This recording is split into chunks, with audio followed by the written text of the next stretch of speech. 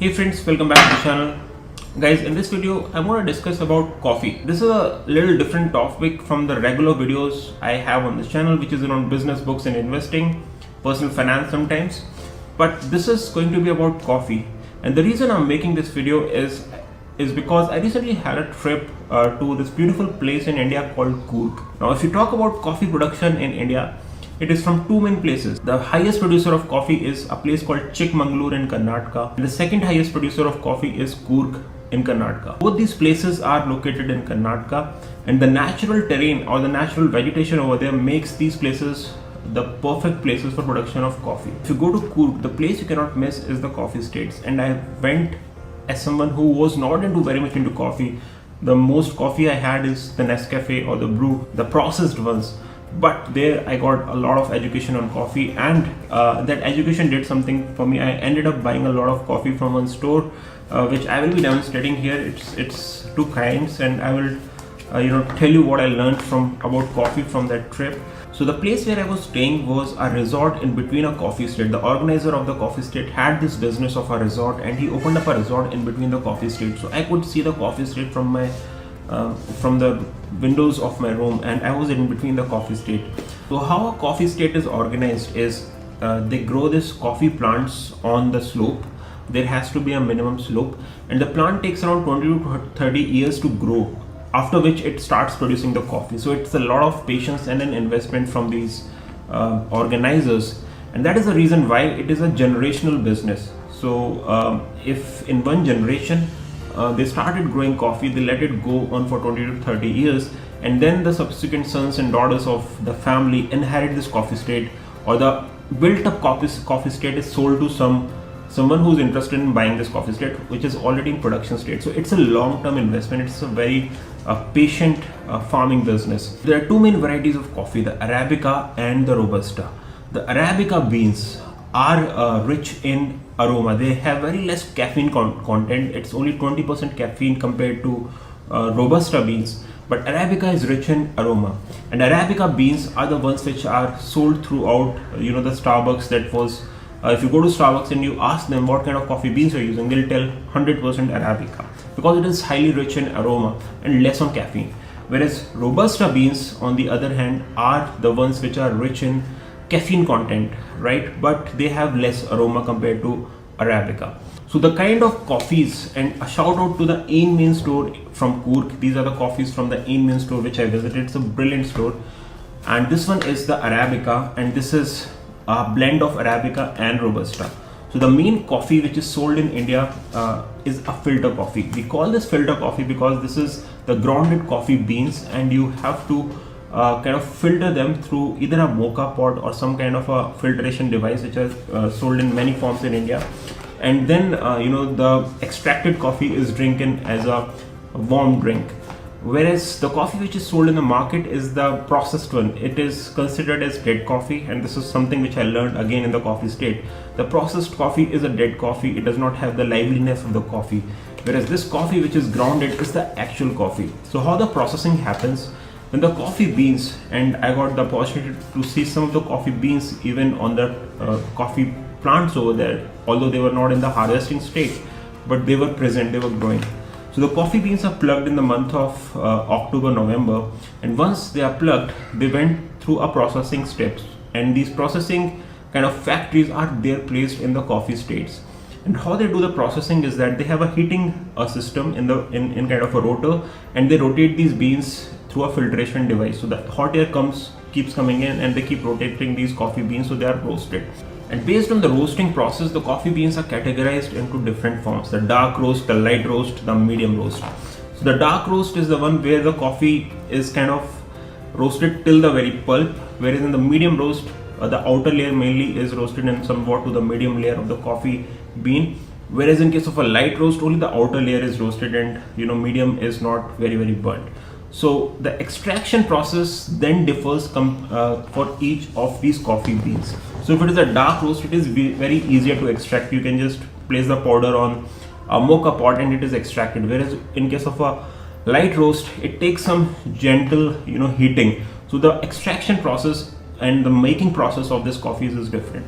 And believe me guys, I was never so much into coffee, But after learning all this and experimenting with, I had a mocha pot already with me, and after trying these different coffees, I started loving black coffee, and which is a major change in my life. And I'm so glad I did it, because I could have coffee now without sugar. I could enjoy coffee without sugar.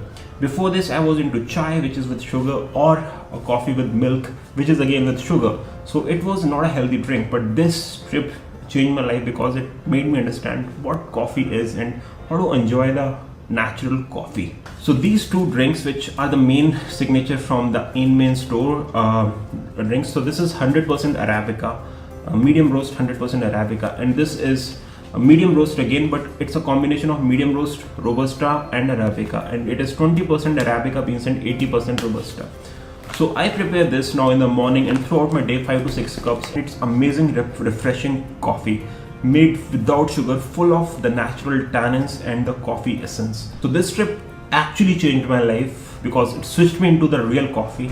And I would recommend that keep exploring the world, guys. Especially if you're from India or anywhere in the world, go to places where some of the things which you're growing or using day to day are being grown, and it will help you change your perspective, because this trip definitely changed mine. Now this video is not definitely for people who are already educated on coffee. I was certainly not. I was using processed coffee, but from now on I will be switching on to this another form of coffee. Another thing which I saw in the Coorg was the spice garden. So I saw the trees of all the major spices, from areca nut to pepper to cardamom to clove, and these are the trees which I never thought existed in such a way. For example, cloves, they are grown on the root side of the tree. It's a big herbaceous tree, and the root flowering, they are kind of small buds which are very green. But I had kind of crushed the green buds, and it gave me the smell of cardamom. It was very amazing to see cardamom being grown in such a way. So it was a very different trip from the regular ones which I have in the trekking trip in Himalayas, and it was very knowledgeable. So this is where I make my coffee. This vessel which you see here is called a mocha pot, and there are different mocha pots available in the market. In Amazon you can very easily buy it, but this is a very simple one. It costed me around 700 rupees, which is very affordable, and you can make a brilliant cup of filter coffee in this pot. So how it functions is that this is the vessel where you pour the water. So I just demonstrate to you how much water to pour, and this is the net. So this is where you place your powdered grounded coffee, and then you seal it. And how it works is you can put this on a stove or on induction plate. So when it starts to heat up, all the water gets boiled up, the steam generates, and the steam then enters from this nozzle into the powdered coffee, and that is when the amazing extraction process of the coffee from the powdered beans takes place.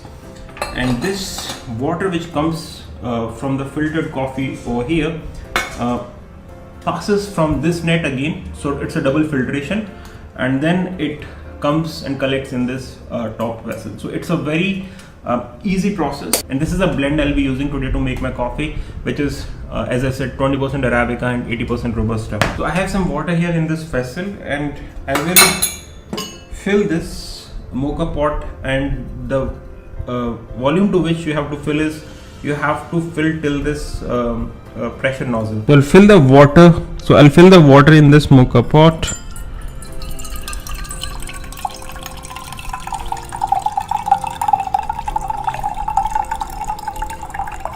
Fill the water till this nozzle, and now I will place my filter over the vessel, and I'll pour some coffee.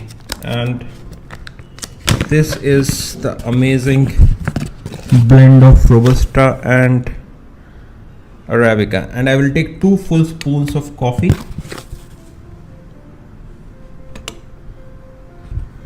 And then what you have to do, you have to make it even. So I'll take this plastic spoon. You can take any spoon for this, and you can make it evenly spread, so that the extraction can happen evenly.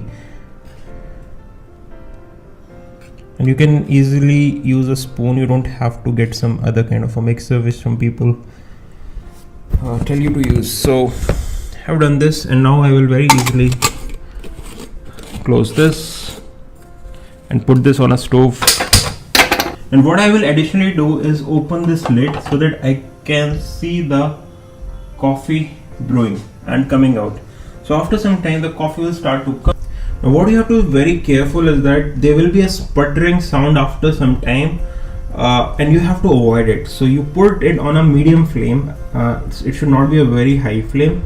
That is when the extraction is best. So the water has to boil kind of gradually. It doesn't have to boil all at once. So once you put it on a medium flame, slowly the coffee will start to come up.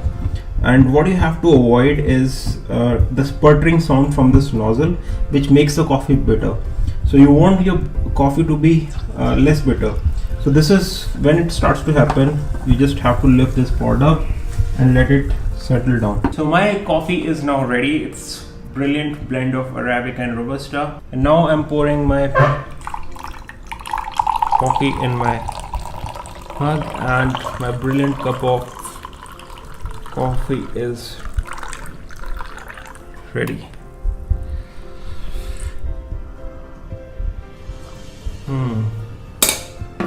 Amazing.